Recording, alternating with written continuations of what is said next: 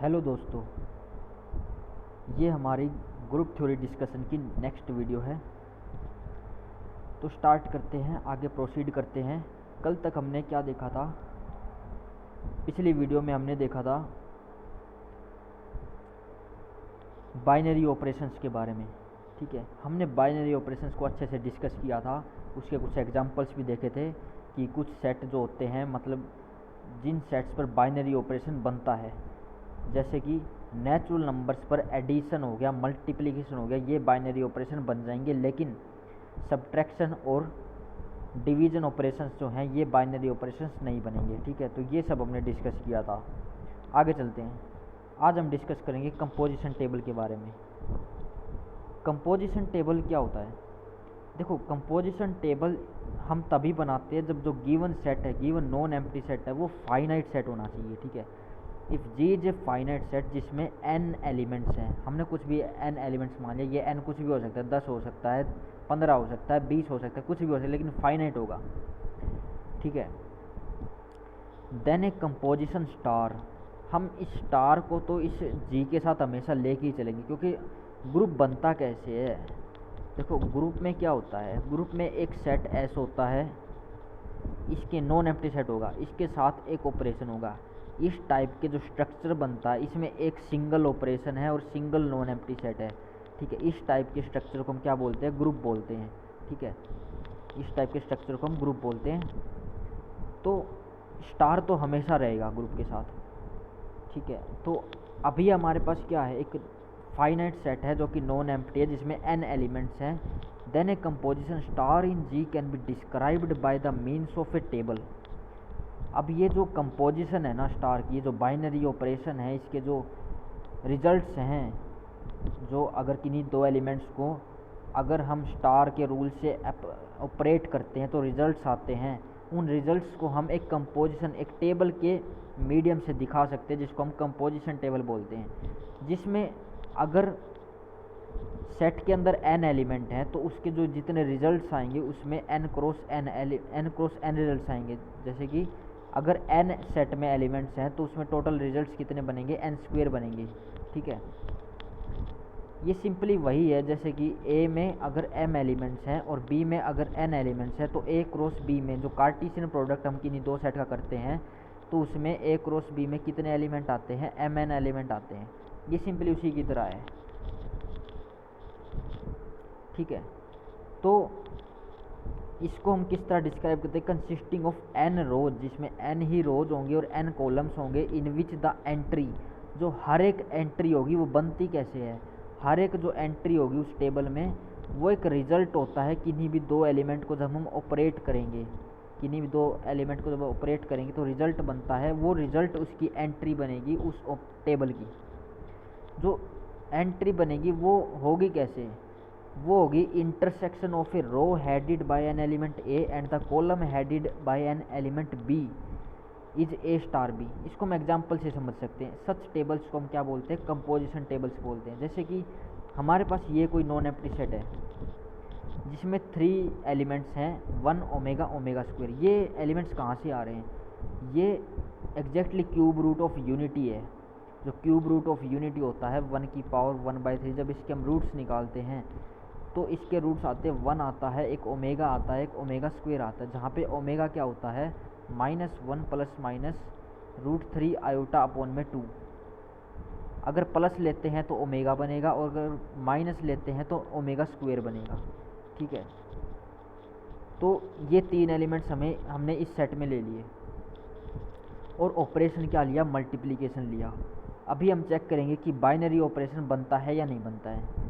ठीक है, तो यहाँ जो हम लिखते हैं, यहाँ ऑपरेशन लिखते हैं। ठीक है, यहाँ हमने क्या लिख दिया? ऑपरेशन लिख दिया। और इसमें यहाँ पे हमने कॉलम्स बना दी 3, जहाँ पे सेट के एलिमेंट्स लिख दिए, और यहाँ पे 3 रोज बना दी जो वहाँ भी सेट के एलिमेंट्स है। तो हम क्या करेंगे? पहले अगर इसको हम ऑपरेट करेंगे तो कुछ ऐसी इंटरसेक्शन करेंगे, तो यहाँ जो एलिमेंट आएगा वो 1 और 1 पे ऑपरेट करने के बाद रिजल्ट आएगा, वो एलिमेंट आएगा। जैसे 1 की 1 से मल्टीप्लाई करेंगे तो 1 आएगा, तो इसलिए यहाँ 1 बनेगा। सिमिलरली जब 1 को ऑपरेट करेंगे ओमेगा के साथ, तो यहाँ जो रिजल्ट आएगा, जो इंटरसेक्शन आएगा, तो यहाँ जो लिखा हुआ था intersection of a row headed by an element A and the column headed by an element B is A star B. ठीक है, तो बस उसी का यूज किया है यहाँ पे। ठीक है, जैसे 1 को जब ओमेगा से ऑपरेट करेंगे तो रिजल्ट आएगा, इसका इंटरसेक्शन आएगा ओमेगा। सिमिलरली जब 1 को ओमेगा स्क्वायर से ऑपरेट करेंगे तो ओमेगा स्क्वायर आएगा। ठीक है, 1 की जब ओमेगा से मल्टीप्लाई की तो क्या आया, ओमेगा आया। 1 की ओमेगा स्क्वायर से मल्टीप्लाई की तो ओमेगा स्क्वायर आया। सिमिलरली ओमेगा के लेके चले तो ओमेगा की जब 1 से मल्टीप्लाई होगी तो ओमेगा आएगा। ओमेगा की जब ओमेगा से मल्टीप्लाई ओमेगा स्क्वायर आएगा। ओमेगा की जब ओमेगा स्क्वायर से मल्टीप्लाई होगी तो 1 आएगा। क्यों? क्योंकि ओमेगा की जब ओमेगा स्क्वायर से मल्टीप्लाई होती है तो ओमेगा क्यूब बनता है, ओमेगा क्यूब बनता है। ओमेगा क्यूब हमेशा 1 होता है। इसमें एक रिजल्ट ये होता है कि जब हम क्यूब रूट ऑफ यूनिटी लेते हैं 1 प्लस ओमेगा स्क्वायर जो होता है वो 0 के इक्वल होता है, और जो ओमेगा क्यूब होता है वो 1 के इक्वल होता है। ये 2 रिजल्ट होते हैं इसमें। ठीक है, तो सिमिलरली हमने और बाकी एंट्रीज भी इसकी इसी तरह से बना दी। अब हम कब कह रहे हैं कि ये जो है बाइनरी ऑपरेशन बन रहा है, इस मल्टीप्लिकेशन जो है इस सेट के ऊपर बाइनरी ऑपरेशन बनेगा अगर जो इसके रिजल्ट्स, जो इसकी एंट्रीज आएंगी, ये सारी एंट्रीज, हर एक एंट्री जो है उस सेट का मेंबर बन रही है। हर एक एलिमेंट जो है इस, हर एक जो एंट्री है इस सेट के अंदर बिलोंग कर रही है, तब हम कहेंगे कि ये जो मल्टीप्लिकेशन ऑपरेशन है ये बाइनरी ऑपरेशन बन जाएगा स्टार के ऊपर। ठीक है, तो यही सब था इसमें। इन्होंने लिखा है कि जी क्रॉस जी में किस टाइप के एलिमेंट, जी क्रॉस जी क्या होता है, मतलब कार्टेशियन प्रोडक्ट कर दिया इन्होंने। 1 1 आ गया, 1 omega square, omega 1 omega square, omega square 1 omega square omega square omega square. इसमें 9 एलिमेंट्स आएंगे टोटल। ठीक है, और इमेज कैसे निकलते हैं, इमेज वो जस्ट इंटरसेक्शन होता है elements in the row of A and column of B in the above table. जैसे कि इमेज ऑफ 1 1 अगर निकालेंगे तो 1 को 1 से ऑपरेट करेंगे तो 1 आएगा, 1 ओमेगा की इमेज निकालेंगे तो ओमेगा आएगा। ठीक है, तो सिंपली हम आराम से निकाल सकते हैं। ठीक है, तो सिंपली इस कंपोजिशन टेबल की हेल्प से हम बहुत से रिजल्ट्स, जो आगे 4 प्रॉपर्टीज आएंगी, closure property, associative property, distributivity नहीं, existence of identity, existence of inverse, ये जो 4 प्रॉपर्टीज हैं इसको हम फाइनाइट गिवन सेट में इस कंपोजिशन टेबल की हेल्प से चेक कर सकते हैं। तो आगे हम इसकी कुछ प्रॉपर्टीज डिस्कस करते हैं। तो सबसे पहले आती है क्लोजर प्रॉपर्टी।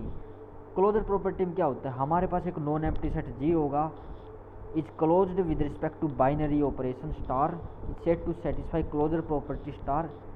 हम क्यों कह रहे हैं कि, हम कैसे कह रहे हैं कि ये जो है, जो नॉन एम्प्टी सेट है वो with respect to some binary operation closed होगा, यानी कि क्लोजर प्रॉपर्टी को सेटिस्फाई करेगा अगर हम कोई भी 2 एलिमेंट उठाएं जी से और ए स्टार भी जी में बिलोंग कर जाएं, तब हम उसको कहेंगे क्लोजर प्रॉपर्टी। यानी कि जो स्टार है अगर वो बाइनरी ऑपरेशन बन रहा है जी के ऊपर, तब हम कह देंगे कि जो गिवन सेट है और जो गिवन ऑपरेशन है, जो गिवन सेट है वो उस ऑपरेशन के रिस्पेक्ट में क्लोजर प्रॉपर्टी को सेटिस्फाई करेगा। मतलब सिंपल यही है कि अगर वो सेट, अगर वो जो ऑपरेशन है वो बाइनरी ऑपरेशन बन रहा है गिवन सेट पे, तभी हम बोल सकते हैं कि वो सेट जो है वो क्लोज्ड है। इसमें वही किया हुआ है कि ए स्टार भी जी में बिलोंग कर रहा है, जो रिजल्ट आ रहा है वो जी में बिलोंग कर रहा है। आगे चलते हैं, जैसे इन्होंने एग्जांपल दिया N is closed with respect to addition. जैसे हमने देखा था कि जो एडिशन है वो बाइनरी ऑपरेशन बन रहा था एडिशन में, तो सिंपली हम कह सकते हैं कि एन जो होगा वो क्लोज्ड होगा with respect to addition. Similarly multiplication में भी एन जो होगा क्लोज्ड होगा, लेकिन सब्ट्रैक्शन में क्लोज नहीं होगा, क्योंकि अब जब हम सब्ट्रैक्शन करते हैं, ए माइनस बी करते हैं, तो ज़रूरी नहीं है कि सभी जो रिजल्ट्स आएंगे वो एन में बिलोंग करें। जैसे कि हमने देखा 7 और 6 उठाया, 7 और 6 उठाया, उसको हमने सब्ट्रैक्शन की तो आंसर जो आया 1 आया, ये तो नेचुरल नंबर में बिलोंग कर गया, लेकिन सभी एलिमेंट्स के लिए होल्ड नहीं करता। अगर मैं 6 और 7 को ऐसे लिख दिया और माइनस लगा दिया, सब्ट्रैक्शन कर दिया, तब -1 आंसर आ रहा है और ये बिलोंग नहीं कर रहा। तो ये जो प्रॉपर्टी है, ये जो बाइनरी ऑपरेशन है, ये सभी एलिमेंट्स के लिए होल्ड होना चाहिए, तभी हम बोलेंगे कि जो ऑपरेशन है वो बाइनरी ऑपरेशन बनेगा और जो गिवन सेट है वो क्लोज्ड बनेगा, क्लोजर प्रॉपर्टी सेटिस्फाई करेगा। ठीक है, similarly set of complex numbers ले सकते हैं with respect to addition, subtraction, multiplication, division, ये चारों में क्लोज्ड हो जाएगा। ठीक है, कॉम्प्लेक्स नंबर्स को हम चाहे डिवाइड कर ले या मल्टीप्लाई कर ले, कोई भी 2 कॉम्प्लेक्स नंबर लाइक Z1 लिया इसको हम ऐड करेंगे Z2 के साथ, तो आंसर जो आएगा एक Z3 तीसरा कॉम्प्लेक्स नंबर आएगा। ये भी मतलब इस सेट में सेट ऑफ कॉम्प्लेक्स नंबर्स में बिलोंग कर जाएगा, तो एडिशन में भी ये क्लोज्ड हो जाएगा। सिमिलरली इसको अगर सब्ट्रैक्शन करेंगे तो भी कॉम्प्लेक्स नंबर बनेगा, मल्टीप्लाई करेंगे तो भी कॉम्प्लेक्स नंबर बनेगा, और जब डिवाइड करेंगे दो कॉम्प्लेक्स नंबर्स को तो भी एक कॉम्प्लेक्स नंबर बनेगा। तो हैंस जो सेट ऑफ कॉम्प्लेक्स नंबर है वो क्लोज्ड होते हैं with respect to all four operations. आगे चलते हैं एसोसिएटिव प्रॉपर्टी। हमारे पास क्या होगा, हमारे पास सिंपली हर एक प्रॉपर्टी में एक नॉन एम्प्टी सेट होगा और एक ऑपरेशन होगा।